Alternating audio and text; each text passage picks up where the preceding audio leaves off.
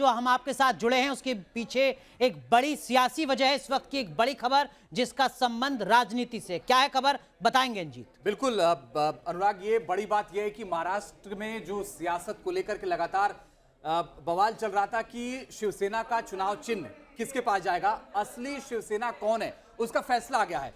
और अब चुनाव आयोग ने यह कहा कि असली शिवसेना एकनाथ शिंदे गुट है। सही बिल्कुल है? बिल्कुल एकनाथ शिंदे गुट है, लेकिन इसका मतलब अब आने वाले वक्त में क्या कुछ होने जा रहा है ये हम समझेंगे। हमारे सहयोगी सुभाष शिर्के जो महाराष्ट्र की राजनीति को बहुत लंबे वक्त से कवर कर रहे हैं वो भी हमारे साथ जुड़ेंगे और वो बताएंगे कि इस खबर का मतलब क्या होने जा रहा है। लेकिन अंजीत, जैसे ये खबर सामने आती है ऐसा लगता है कि उद्धव ठाकरे का जो सियासी करियर थोड़ा बहुत बचा है और जो पहचान बची है, जो पृष्ठभूमि थी उनकी, वो एक तरीके से खत्म हो जाती है। जब बाला साहेब की शिवसेना उनसे छिन जाती है, जो चुनावी सिंबल है वो उनसे छिन जाता है, तो फिर उद्धव ठाकरे के पास बताने के लिए, गिनाने के लिए होगा क्या?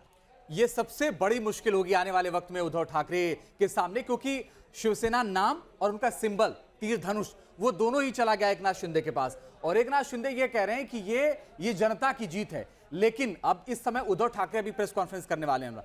क्या कहेंगे प्रेस कॉन्फ्रेंस, जिसका कयास आप बार बार लगा रहे हैं कि आगे क्या होगा? तो शिवसेना के को नाम तो चला ही गया, चुनाव चिन्ह भी चला गया, अब प्रेस कॉन्फ्रेंस बची है। प्रेस कॉन्फ्रेंस करके वो बताएंगे कि क्या कुछ होने वाला है आगे। लेकिन संजय राउत एक बात जरूर कह रहे हैं कि देखिए ये लोकतंत्र की हत्या हो गई है और ये ऐसा होना नहीं चाहिए था। हम तो अगला चुनाव चिन्ह लेंगे, नया नाम लेंगे और फिर जाएंगे जनता के बीच में, क्योंकि असली शिवसेना तो हम ही हैं। बिल्कुल, लेकिन उद्धव ठाकरे भी जो प्रेस कॉन्फ्रेंस कर रहे होंगे उसमें भी लगभग इसी तरीके की बात कर रहे होंगे जिस तरीके का बयान संजय राउत ने दिया है। क्योंकि कोई भी नेता, कोई भी पॉलिटिकल पार्टी जिसकी सियासी जमीन इस तरीके से खिसक जाए कि उसके सियासी वजूद पर सवाल खड़ा हो जाए, चुनावी चिन्ह पर सवाल खड़ा हो, चुनाव पॉलिटिकल पार्टी के नाम पर सवाल खड़ा हो, तो फिर वो सिर्फ और सिर्फ एक ही बयान देता है कि ये लोकतंत्र की हत्या है। संजय राउत ये बयान दे चुके हैं, उद्धव ठाकरे भी जब प्रेस कॉन्फ्रेंस कर रहेंगे तो वो भी कुछ इसी तरीके का बयान देंगे। उनके पास कोई और विकल्प इसके अलावा बचता नहीं है। लेकिन जिस तरीके से चुनाव आयोग ने सीधा सीधा फैसला सुनाया है अंजीत, बहुत ही सरल शब्दों में, कि जिसके पास बहुमत उसके पास पार्टी का सिंबल, उसके पास नाम, इस सीधे सरल सपाट फैसले से ऐसा लगता है कि उद्धव ठाकरे और उनका जो पूरा गुट है उसको पता था पहले से कि फैसला दरअसल में होना क्या है। देखिए, हो सकता है जो आप कह रहे हैं इसमें सच्चाई हो सकती है कि फैसला क्या होना है, लेकिन एक रास्ता बचता है अनुराग अभी उद्धव के पास, और ये रास्ता ये कि वो सुप्रीम कोर्ट जा सकते हैं।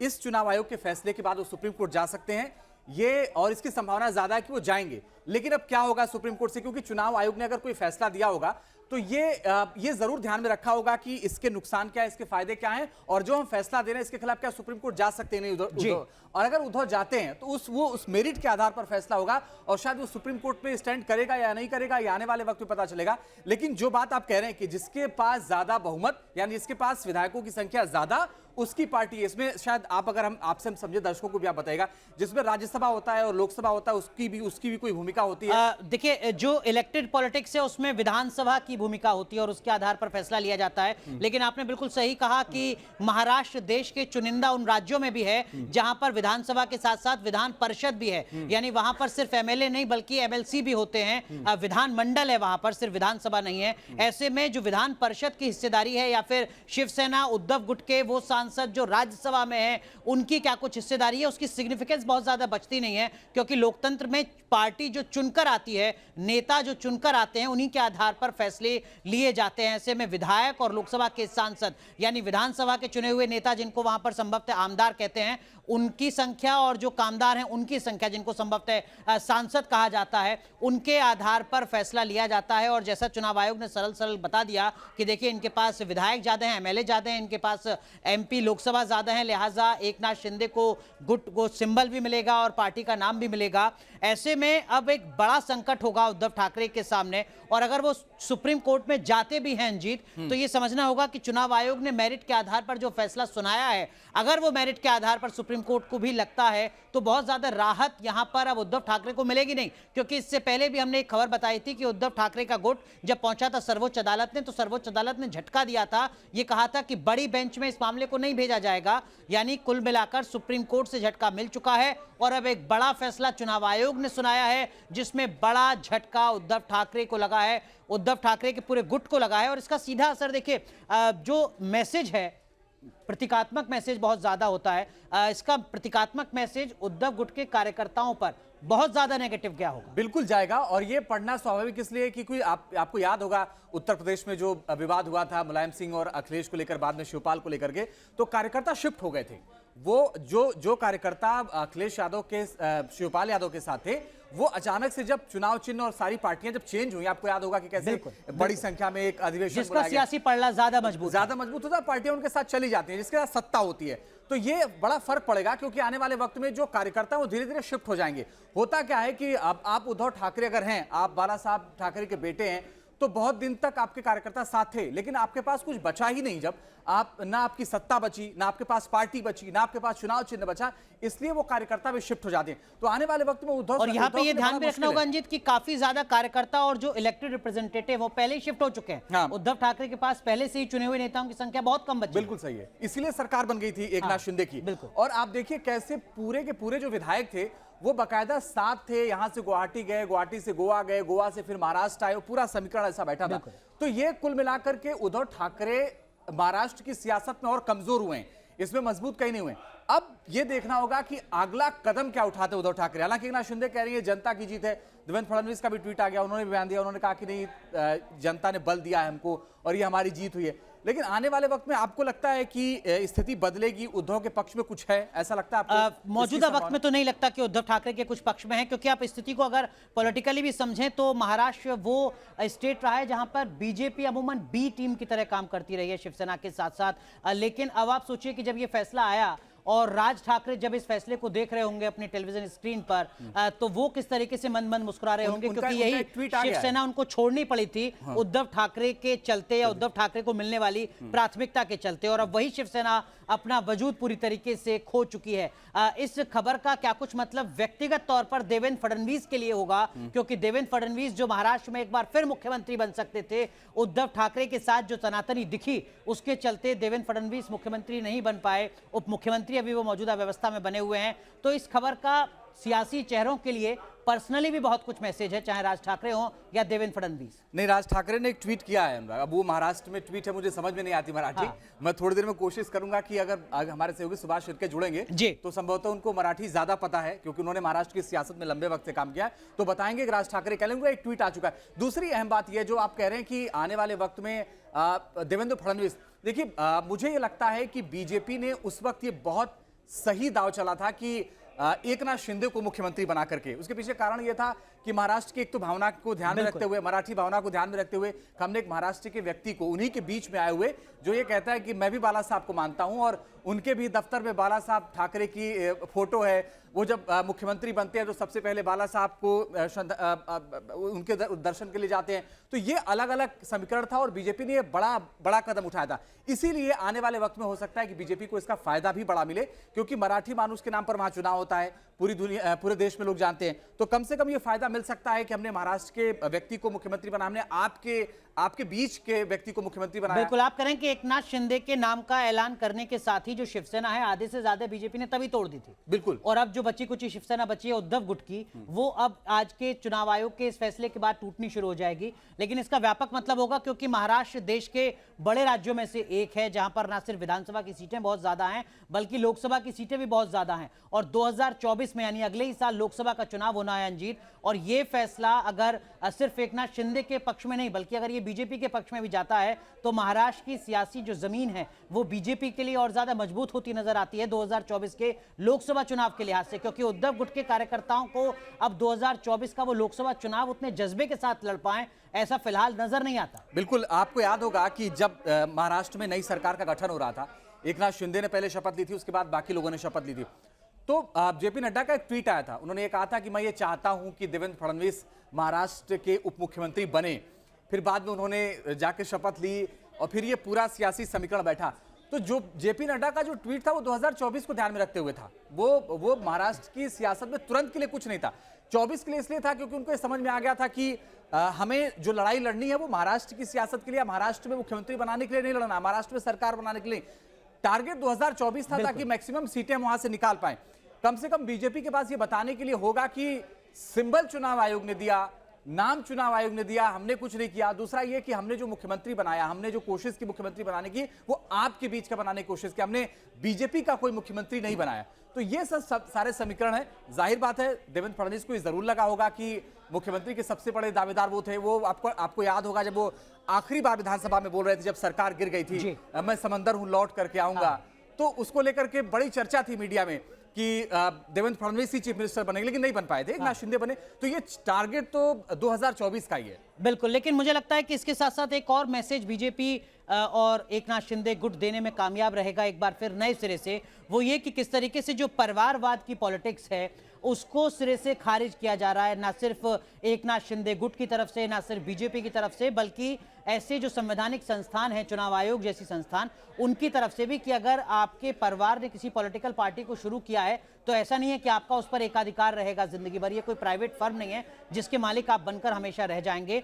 परिवारवाद के खिलाफ एक बड़ी चोट चुनाव आयोग ने यहां पर लगाई और इसका पॉलिटिकली माइलेज लेने की कोशिश बीजेपी और एकनाथ शिंदे लगातार करते रहेंगे। जैसा आपने कहा कि एकनाथ शिंदे तो हमेशा ये कहते रहे कि मैं सिर्फ और सिर्फ अगर किसी को पूछता हूं तो वो बाला साहब ठाकरे को पूछता हूं। तो अब जो उद्धव ठाकरे के पास राजनीतिक जमीन किस आधार की बची है, ये बड़ा संकट होगा। उल्टा उनको जवाब देना होगा परिवारवाद की राजनीति के ऊपर। बिल्कुल, और आप देखिए ना कि आप जैसा कह रहे हैं कि बीजेपी को इसका फायदा मिलेगा, निश्चित तौर पर आप देखिए कि जब भी इलेक्शंस होते हैं इस देश में, चाहे वो विधानसभा के इलेक्शन हो, चाहे लोकसभा के इलेक्शन हो, चाहे बात महाराष्ट्र की हो या बात उत्तर प्रदेश की हो या किसी राज्य की, बीजेपी एक चीज को जरूर कोट करती है, वो ये कहती है कि परिवारवाद की पार्टी। अंजीत सुभाष शिर्के जी हमारे साथ जुड़ चुके हैं। सुभाष जी, महाराष्ट्र की राजनीति में इस वक्त बहुत ज्यादा हलचल है, आप व्यस्त होंगे, लेकिन मैं बहुत संक्षेप में आपसे समझना चाहूंगा, जो सवाल हमारे सहयोगी अंजीत का भी है, उद्धव ठाकरे गुट का अगला कदम क्या हो सकता है, क्या विकल्प बचते हैं उनके पास?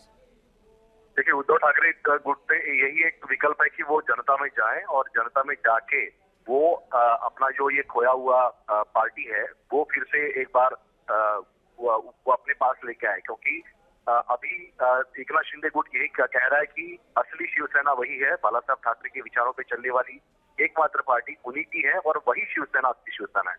तो उद्धव ठाकरे को अभी ये जो विरासत अपने पिताजी से मिली थी वो अभी हथियाना पड़ेगा एकनाथ शिंदे से, उसके लिए जनता में जाना यही एकमात्र उनके पास विकल्प बचा हुआ है। ठीक है, 8:30 बजे उद्धव ठाकरे इसके बारे में घोषणा करेंगे। जी सुभाष जी, कुछ और सवाल जो इस चर्चा के दौरान निकल कर आए हैं वो उस पर मैं आपकी राय, आपका अनुभव भी जानना चाहूंगा।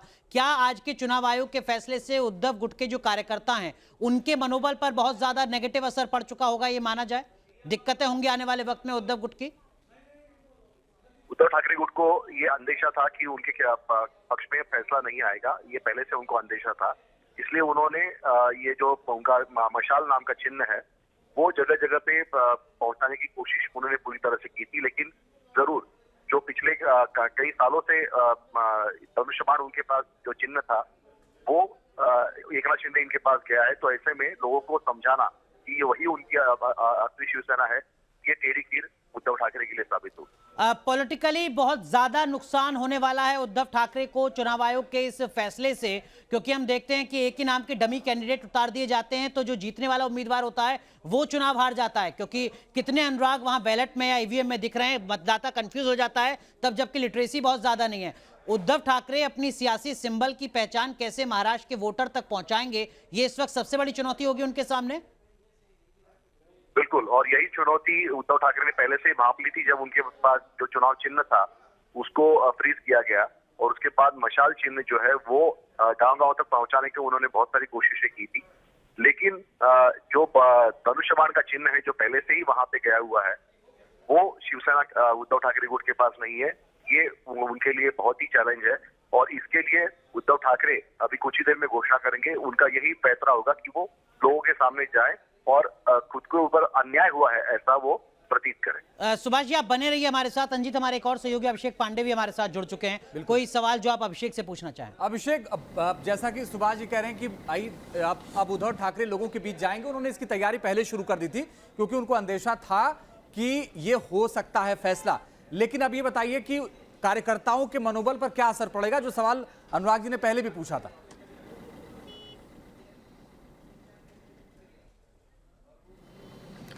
देखिए, निश्चित तौर पर कार्यकर्ताओं के मन पर एक असर तो जरूर पड़ेगा, एक जो साइकोलॉजिकल असर पड़ेगा कि कहीं ना कहीं वो इस लड़ाई में पीछे हो गए हैं। यानी लड़ाई तो लगातार चलती रहेगी, राजनीतिक पार्टी है, लेकिन इस लड़ाई में उद्धव ठाकरे ग्रुप के कार्यकर्ताओं के अंदर निश्चित तौर पर एक मनोबल डाउन होगा, कि आखिर किस तरीके से इस लड़ाई को आगे लड़ा जाए। एक बात सही है कि शिवसेना को इस बात का अंदेशा था कि आने वाले समय में इलेक्शन कमीशन अगर बहुमत के आधार पर गया, अगर चुनाव जीते हुए लोगों के बहुमत के आधार पर गया तो इसका फैसला निश्चित तौर पर शिंदे ग्रुप के पास आएगा। और वैसा ही दिखा जब शिंदे ग्रुप के पास ये फैसला गया, इसलिए उन्होंने पहले से ही ये तैयारी शुरू कर ली थी। अपने पार्टी ऑफिसेस में जो मशाल चुनाव चिन्ह है उसको लगा दिया था। पूरे प्रदेश भर में हर जगह मशाल चिन्ह का उपयोग किया जाने लगे था। यानी निश्चित तौर पर एक कोशिश की गई थी कि अगर भविष्य में धनुष्य बाण नहीं मिलता है तो उसका अल्टीमेट क्या होगा। तो मशाल चिन्ह को अल्टीमेट उन्होंने बना के रखा हुआ था। हालांकि आखिरी कोशिश उनकी यही चल रही थी कि किसी भी तरीके से इस पूरे मामले में ये कोशिश की जाए कि किस तरीके से धनुष्य बाण को हथियाया जाए। अब जो विकल्प बचता है वो विकल्प ये है कि आने वाले समय में ये जो उद्धव ग्रुप है वो सुप्रीम कोर्ट का दरवाजा खटखटाएगा और सुप्रीम कोर्ट इस पूरे मामले को लेकर जाएगा कि आखिर किस तरीके से उनके साथ अन्याय हुआ, पार्टी किस तरीके से आगे टूटी। और संगठन के आधार पर अगर देखें तो अभिषेक पांडे कह रहे हैं उसी को आगे बढ़ाते हुए आपसे समझना चाहूंगा, अक्सर ऐसे मौकों पर पॉलिटिकल पार्टी विक्टिम कार्ड भी खेलती हैं। क्या उद्धव ठाकरे और उनका गुट महाराष्ट्र की जनता के बीच में विक्टिम के तौर पर जाएगा? इसकी कोई खबर, इसकी कोई अटकल आपको नजर आ रही है?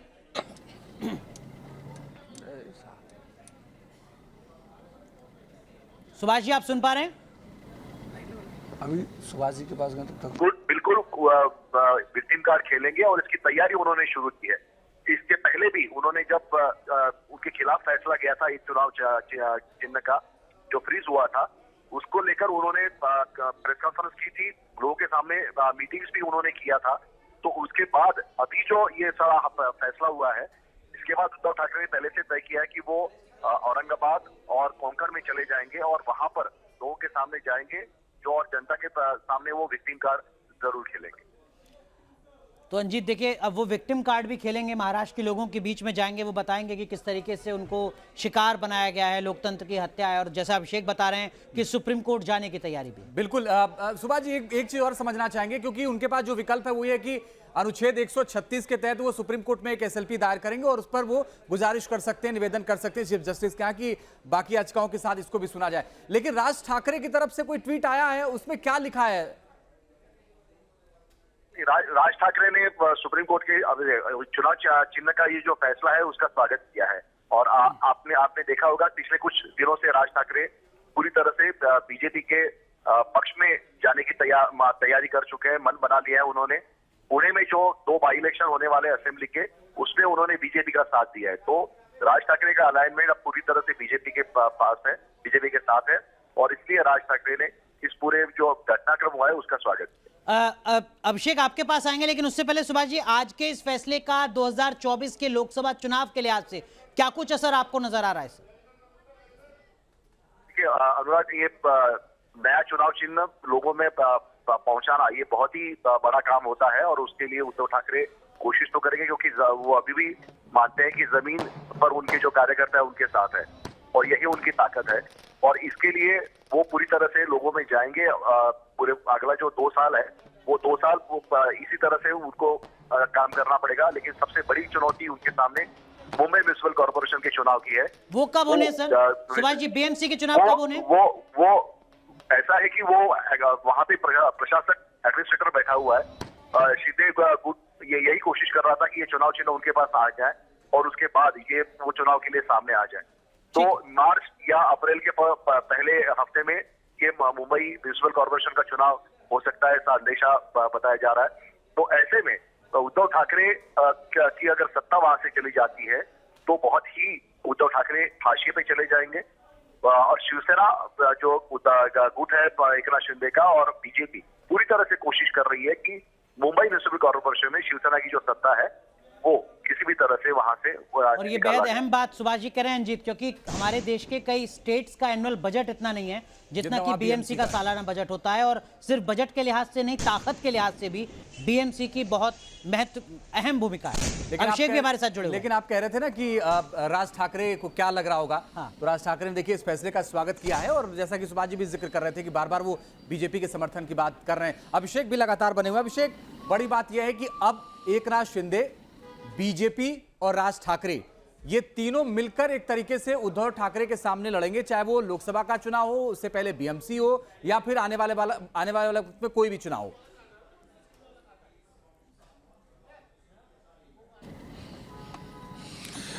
देखिए, इस गणित को थोड़ा सा समझिए कि आखिर राज ठाकरे ने इसका स्वागत क्यों किया। राज ठाकरे की जमीन जो खोई हुई है, उन्हें लगता है कि जो ठाकरे ग्रुप का फ्रैक्शन हुआ है, जिस तरीके से ठाकरे के बीच में जो मतभेद सामने आए, उसके शिवसेना में और शिवसेना का फ्रैक्शन हुआ और ठाकरे ग्रुप अलग हुआ, उसका कहीं ना कहीं वो फिलर बन सकते हैं।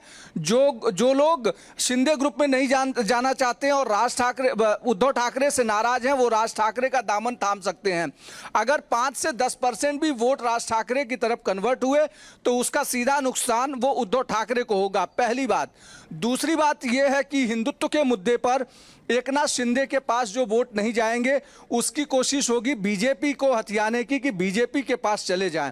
इसीलिए इतनी सारी लड़ाई में बाला साहब को बीजेपी और एकनाथ शिंदे दोनों ने नहीं छोड़ा है, और बाला साहब ठाकरे के स्मृति स्थल पर अभी भी खुद एकनाथ शिंदे एयरपोर्ट से नए राज्यपाल को रिसीव करने के बाद सीधे वो बाला साहब ठाकरे के स्मृति स्थल पर गए। उन्हें लगता है कि शिवसेना हो या मराठी मानुस की अस्मिता हो, दोनों में कहीं ना कहीं बाल ठाकरे एक बेहद अहम कड़ी है, और बाल ठाकरे को ना तो एकनाथ शिंदे ने छोड़ा, ना बीजेपी ने छोड़ा, और ना ही राज ठाकरे छोड़ रहे हैं।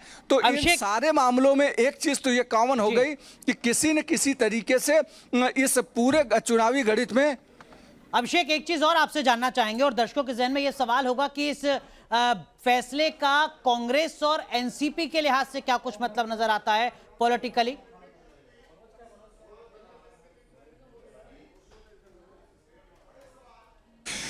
देखिए, कांग्रेस एनसीपी के ऊपर निश्चित तौर पर मानसिक तौर पर दबाव पड़ेगा। भले ही आप ये मान लीजिए कि किसी न किसी तरीके से इस पूरे मामले में ठाकरे ग्रुप का जो नुकसान हुआ है, लेकिन उससे बड़ा नुकसान अगर किसी का हुआ है तो वो हुआ है एनसीपी और कांग्रेस का, क्योंकि उद्धव ठाकरे की इमेज पर लगातार वो लोग दांव लगा रहे थे, और लगातार वो कोशिश कर रहे थे कि ठाकरे ग्रुप उनके पास आने के बाद जो उनके ऊपर एंटी हिंदुत्व का जो टैग लगा था, वो कहीं ना कहीं धुल जाएगा, और एनसीपी और कांग्रेस को उसका एक अच्छा बेनिफिट मिलेगा। लेकिन आज के बाद जब ठाकरे ग्रुप का जो कार्यकर्ता हैं, उनके मनोबल डाउन होंगे, क्योंकि शिवसेना पार्टी भी उनके हाथ से चली गई है, तो अब उनके पास जो उन्होंने पार्टी पहले वो की थी कि शिवसेना उद्धव बाला साहब ठाकरे, वो पार्टी के साथ अब जाना पड़ेगा, और शिवसेना की पार्टी उनके हाथ से चली गई है, तो इसका एक असर पड़ेगा। दूसरा महत्वपूर्ण चीज जी बोलिए थोड़ा सा बता दूं कि देखिए 40 एमएलए जो, हाँ बताइए। जी कंप्लीट कीजिए आप। 40 एमएलए जो इस समय उद्धव ठाकरे के साथ नहीं है, जो एकनाथ शिंदे के साथ सीएम बन के चले गए हैं, वो 40 एमएलए भी आज के बाद से वो अगर वो चाहेंगे भी तो भी उद्धव ठाकरे के साथ मर्ज नहीं हो सकते। उन्हें 2/3 लेना पड़ेगा, और 2/3 लेने का मतलब है कि वो उनकी डिस्क्वालिफिकेशन हो सकती है।